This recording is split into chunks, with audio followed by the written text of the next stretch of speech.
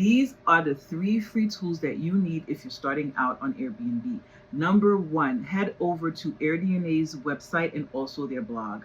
On the AirDNA's website, you will see the most successful destinations to start an Airbnb business.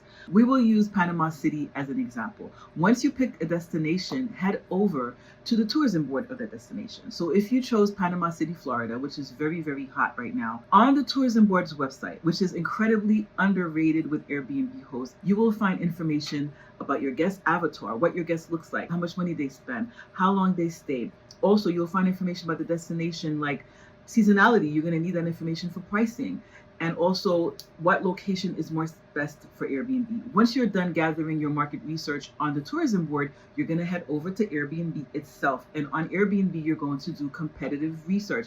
That's where you do research on your competition. Type in your destination. So let's say you use Panama City, and you can see all the Airbnbs located there, the number of Airbnbs, how much money they're charged. You can look at their calendar. You can see when they're booked and busy and when they're slow.